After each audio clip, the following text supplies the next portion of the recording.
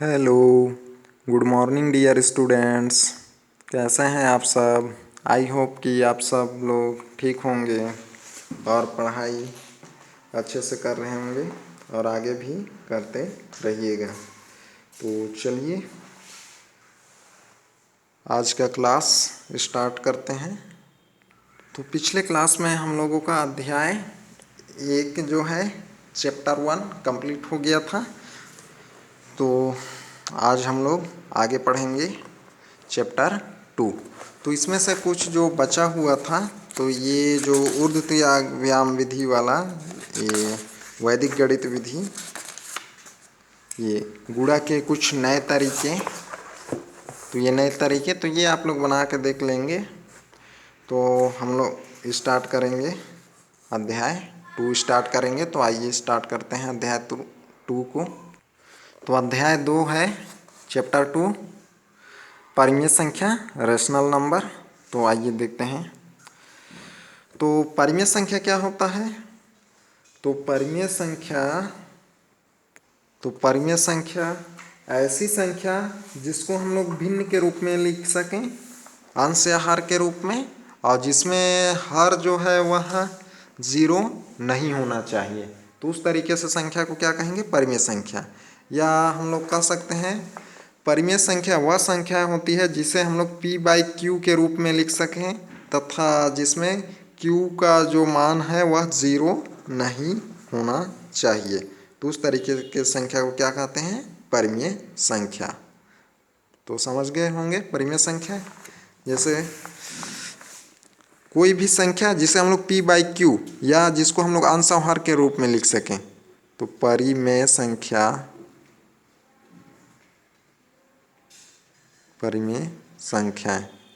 जिसको हम लोग p/q के रूप में लिख सकें और जिसमें q का वैल्यू जो है वह 0 के बराबर नहीं होना चाहिए, यानी कि इसका मान।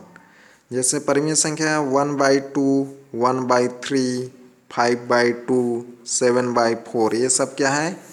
परिमेय संख्या है। और भी हो सकता है, लेकिन 1/0, 1/0, 5/0, ये 2 बार लिख दिया। तो इस तरीके से 7/0, ये सब क्या है? परिमेय संख्या नहीं है। लेकिन इस तरीके से रहेगा 0/5, 0/1, तो ये सब क्या है? परिमेय संख्या है। तो ये याद रखेंगे, आप पहचान लेंगे परिमेय संख्या।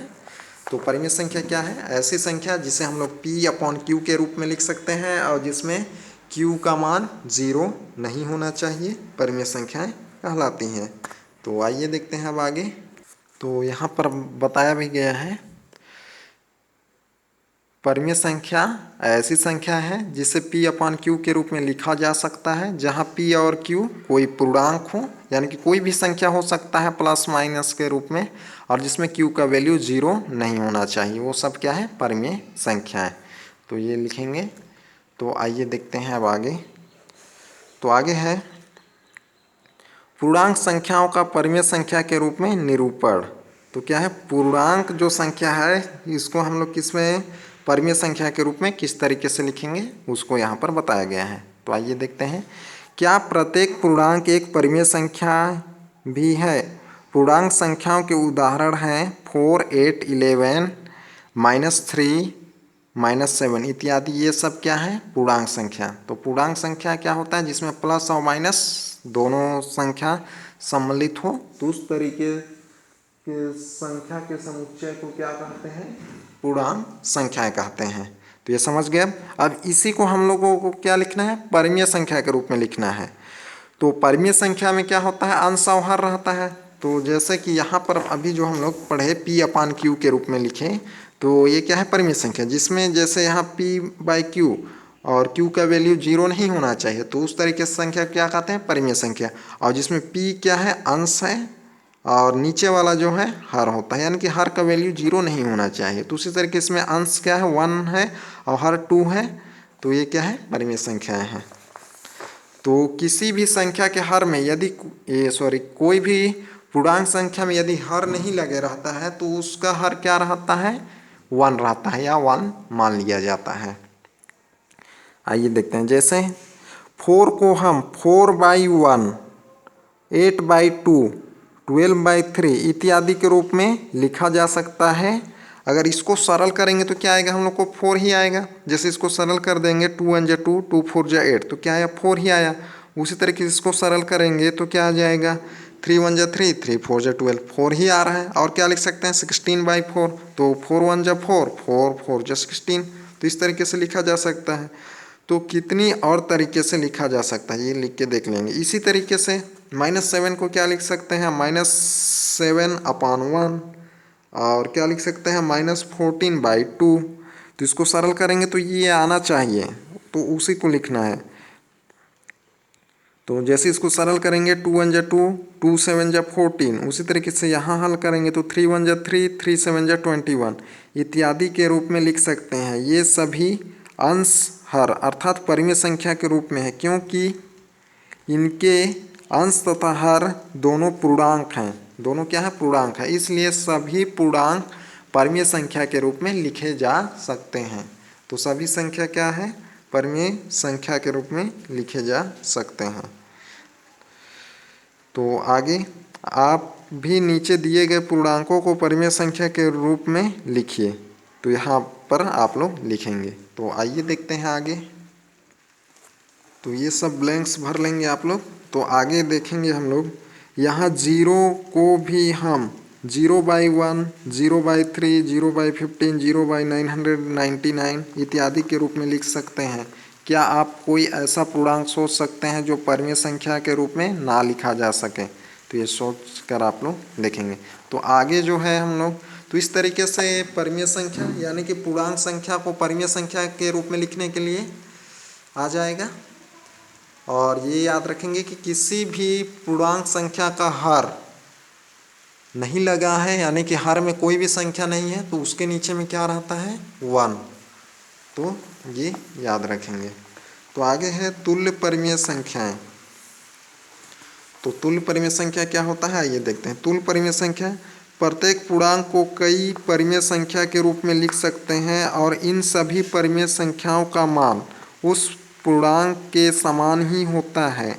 हमने देखा कि किसी भिन्नात्मक संख्या को भी समान मान वाली एक से अधिक संख्या के रूप में लिख सकते हैं। क्या यह परिमेय संख्या में भी होता है? तो आइए देखते हैं क्या है। जैसे क्या बोला था, फिर से एक बार देखते हैं। प्रत्येक पूर्णांक को कई परिमेय संख्या के रूप में लिख सकते हैं। इन सभी परिमेय संख्याओं का मान उस पूर्णांक के समान ही होता है। उस पूर्णांक संख्या के क्या होता है, समान। जैसे अभी हम लोग लिखे थे -4 को 4/1, 8/2, 12/3 इस तरीके से लिखे थे, लेकिन उसका पूर्णांक मान क्या होता है, हल करेंगे यानी कि सरल करेंगे तो हमेशा वही आता है जो पहले में रहता है, 4 ही आ रहा था। तो एक से अधिक संख्या के रूप में लिख सकते हैं। तो आइए देखते हैं इस चित्र में। चित्र 2.2 में रेखांकित भाग 1/3 को दर्शाता है। तो ये जो रेखांकित क्या है 1/3 को दर्शाता है। तो यानी कि टोटल जो है यहाँ पर देख रहे हैं इस तरीके से एक है चित्र आयत के रूप में, ये पूरा लेंगे बाहर में। तो इसको कितने टुकड़ा कर दिया गया है, 3 टुकड़ा, और जिसमें से एक टुकड़ा को क्या कर दिया गया है, इस तरीके से रेखा द्वारा छायांकित कर दिया गया है। तो इसको क्या लिखेंगे चित्र के रूप में, ऐसा रहेगा। तो यानी कि एक चित्र था उसको कितना भाग किया गया है, 3 भाग, और उसमें से एक भाग छायांकित है तो उसको क्या लिखेंगे 1/3। जितना भाग छायांकित है उसको क्या कहाँ लिखते हैं, ऊपर में, और जो टोटल जो है कितना 3 है तो उसको नीचे लिखते हैं। तो इस तरीके से बन जाएगा। और उसी तरीके से चित्र 2.2 को 2 समान भाग करने पर कुल 6 भागों में से 2 भाग रेखांकित। तो इस तरीके से फिर से इसको क्या कर दिया गया, इस तरीके से बीच से ऐसा लाइन खींच दिया गया है। फिर ये टुकड़े हो गए कितना, 6 टुकड़े। तो अब यहाँ पर 2 भाग यानी कि रेखांकित भाग 2 हो गया। तो कुल कितना था, 6 भाग में से कितना, 2 भाग। तो अर्थात रेखांकित भाग में क्या होगा 2/6, अर्थात जो पूरे भाग का 1/3। तो इसी को क्या लिख सकते हैं 1/3, यानी कि 1/3 को हम लोग क्या लिख सकते हैं 2/6 भी लिख सकते हैं। फिर से अब इसको फिर से टुकड़ा कर दिया जाए, फिर से एक टुकड़ा ऐसा कर देंगे तो क्या हो जाएगा 9 हो जाएगा।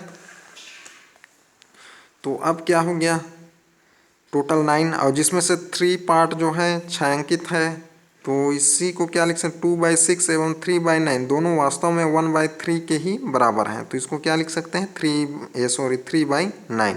अर्थात इस पूरे को सरल कर देंगे तो क्या मिलेगा, 1/3 ही मिलेगा। अर्थात 1/3, 2/6, 3/9 परस्पर क्या है, तुल्य परिमेय संख्या है। तो ये है तुल्य परिमेय संख्या। तो तुल्य परिमेय संख्या क्या होता है, तो तुल्य परिमेय संख्या ऐसी संख्या, यानी कि किसी परिमेय संख्या का ऐसी परिमेय संख्या के रूप में लिखा गया हो जिसको अगर सरल करें तो मूल परिमेय संख्या क्या हो, प्राप्त हो। यानी कि दो या दो से अधिक परिमेय संख्याओं को यदि सरलतम रूप में लिखा जाए तो सभी परिमेय संख्याओं का क्या आएगा, मान एक ही आएगा। तो उस तरीके से परिमेय संख्याओं को तुल्य परिमेय संख्या कहते हैं। जैसे कि यहाँ पर 1/3, 2/6, 3/9 इन सबको सरलतम रूप में लिखेंगे तो क्या आएगा, 1/3 ही आएगा। जैसे 2 1 जा 2, 2 3 जा 6 तो क्या है 1/3। उसी तरीके से 3 1 जा 3, 3 3 जा 9 तो इसका मान भी 1/3। यानी कि ये जो तीन परिमेय संख्या था इसको सरलतम रूप में लिखें तो क्या है, एक ही परिमेय संख्या मिला, वो क्या मिला, 1/3। तो ये सब क्या हो गए, 1/3 के तुल्य हो गए, यानी कि इसी के बराबर। तो आइए देखते हैं आगे। यदि किसी भिन्नात्मक संख्या ऋणात्मक में हो तो भी उस संख्या के अंश और हर में एक समान संख्या का गुणा करने पर मान नहीं बदलता। यानी कि किसी भी संख्या में यदि माइनस लगा हुआ हो और उसके अंश और हर में समान संख्या का मल्टीप्लाई करें तो क्या होता है, उसके मान में परिवर्तन नहीं आता है। तो ये भी याद रखेंगे। जैसे -1/2 क्या है, एक परिमेय संख्या जिसके अंश व हर में दोनों में क्या कर दिए, 2 का मल्टीप्लाई कर दिए। तो 2 का मल्टीप्लाई कर दिए अंश में भी और हर में भी, इसमें भी, नीचे भी। तो ऊपर में 1 × 2, नीचे भी 2 × 2 तो क्या आएगा, -2/4।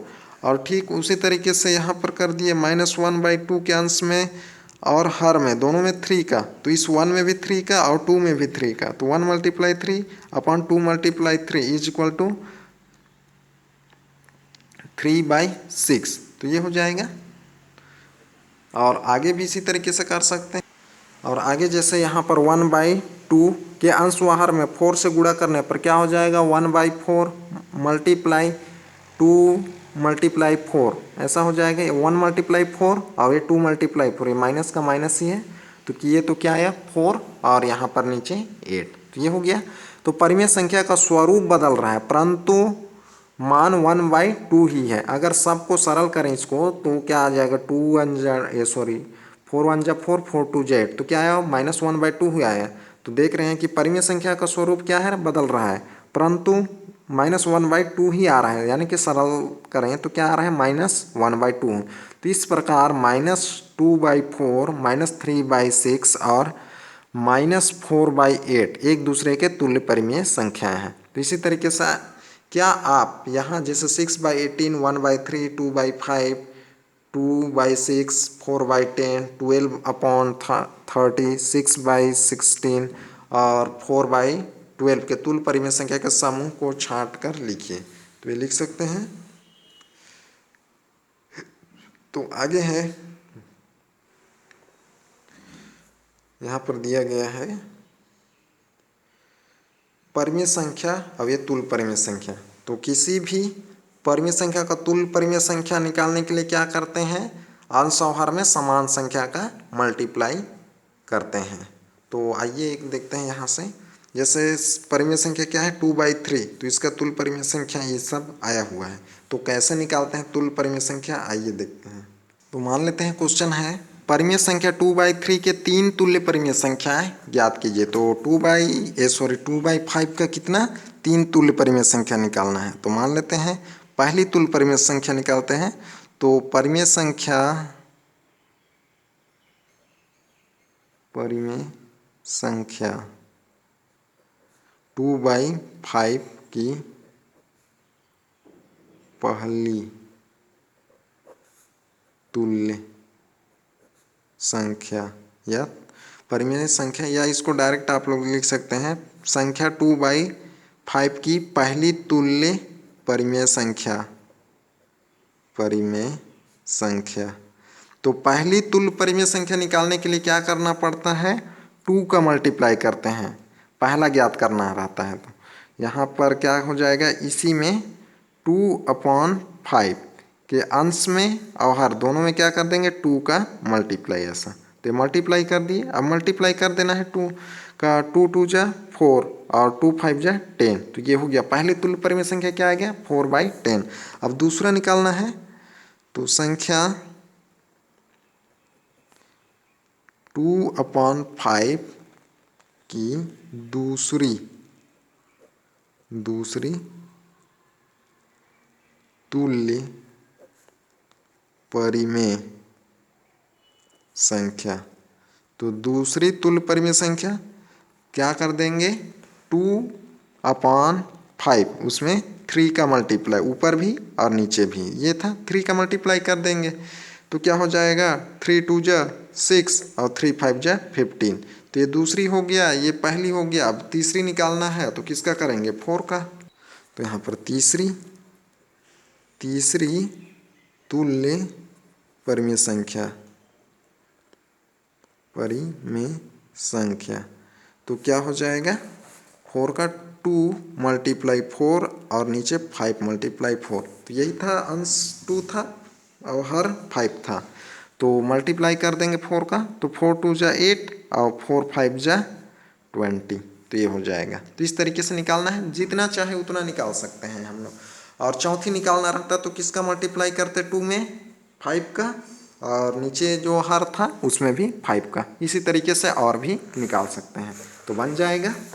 तो बनाएंगे जैसे यहाँ पर ये आया हुआ है, तो आप समझ गए कैसे आया ये।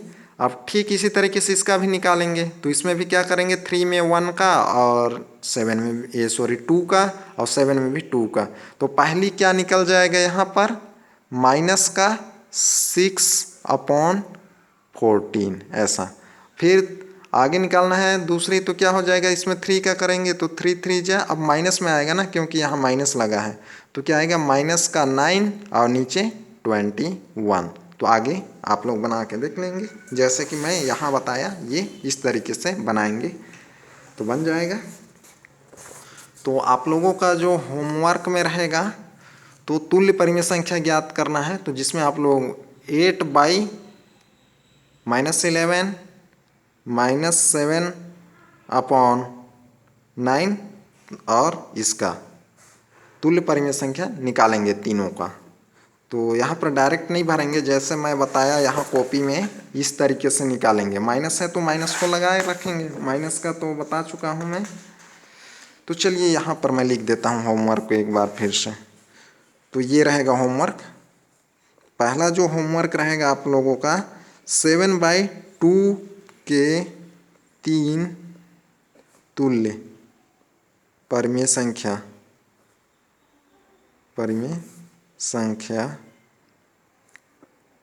ज्ञात कीजिए। और दूसरा जो होमवर्क रहेगा -8/3, तो ये रहेगा इसका भी तुल्य परिमेय संख्या 3 ज्ञात करना। तो ये जो है 2 क्वेश्चन आप लोगों का होमवर्क में रहेगा, तो दोनों का 3 तुल्य परिमेय संख्या ज्ञात करना है, तो ये बनाएंगे। तो आगे देखते हैं परिमेय संख्याओं का सरलतम रूप। तो परिमेय संख्याओं का सरलतम रूप आइए देखते हैं। तो परिमेय संख्या का सरलतम रूप क्या होता है, परिमेय संख्या के अंश एवं हर में किसी समान संख्या से भाग देकर भी तुल्य परिमेय संख्या प्राप्त की जा सकती है। तो ये तुल्य परिमेय संख्या का है। तो जो सरलतम परिमेय संख्या क्या है, सरलतम जो परिमेय संख्या होता है ऐसी परिमेय संख्या जिसको और यानी कि जिसको हम लोग और किसी दूसरी संख्या से समान संख्या से अंश व हर को डिवाइड नहीं कर सकते, तो वह जो होता है किसी भी संख्या का सरलतम रूप होता है। जैसे यहाँ पर 1/2 लिखूँ, तो इसको हम लोग और यहाँ किसी भी दूसरी संख्या से यानी कि समान संख्या से इसको डिवाइड नहीं कर सकते हैं, तो ये क्या हो जाएगा सरलतम संख्या। और उसी तरीके जैसे 2/4 लिखूँ इसको, तो इसको हम लोग कोई भी समान संख्या से जिससे डिवाइड हो अंश और हर दोनों, उससे करना है। यदि हो रहा है तो उसका सरलतम संख्या मिलेगा, अन्यथा नहीं हो रहा है तो जो दिया गया जो संख्या है वही उसका सरलतम रूप है। जैसे इसको सरल करें, समान संख्या से डिवाइड करना है हर दोनों को। जैसे 2 1 जा 2, 2 2 जा 4, तो क्या आ गया 1/2, यानी कि 2/4 का सरलतम क्या है 1/2। और जैसे कोई संख्या दी रहेगा 8/64 ये दिया गया है, तो इसका सरलतम रूप लिखिए, तो क्या करना पड़ेगा, इसको डिवाइड करना पड़ेगा। तो ऐसी संख्या से डिवाइड करना है अंशहर दोनों को कि जिस ऐसी समान संख्या से, यानी कि ऐसा कोई सा संख्या लेंगे जो अंशहर दोनों को डिवाइड करे, तो वैसी संख्या से डिवाइड करना है। तो किससे डिवाइड करेंगे, 8 से हो सकता है ये, 8 1 जा 8, 8 8 जा 64, तो 1/8, तो ये हो गया। यानी कि 8/64 का सरलतम रूप क्या है 1/8। और उसी तरीके से लूँ मैं कोई दूसरी संख्या, जैसे लेता हूँ 15/25, तो ये है, तो इसका सरलतम रूप, तो यहाँ पर क्या ऐसी संख्या से भाग देंगे जो 15 को भी और 25 को भी भाग दे दे, तो वह संख्या कौन सा होगा 5 होगा। 5 3 जा 15, 5 5 जा 25, तो 3/5, तो ये हो गया। यानी कि 15/25 का सरलतम रूप कौन सा है 3/5, तो ये हो जाएगा आंसर। यानी कि सरलतम संख्या वैसे संख्या है जो उसके बाद कटना बंद हो जाए, यानी कि किसी और दूसरी संख्या से डिवाइड नहीं होगा, जिसका अंशहर, तो वह सरलतम संख्या होता है। तो इस तरीके से बनाना है तो बन जाएगा। तो होमवर्क करेंगे आप सभी। तो आगे जो है हम लोग अगले क्लास में पढ़ेंगे। बाकी जो है इधर आप लोग ये सब पढ़ के देख लेंगे और बाकी ये सब पूरा पढ़ेंगे। तो आज का क्लास यही तक, अगले क्लास में फिर मिलते हैं। Okay bye.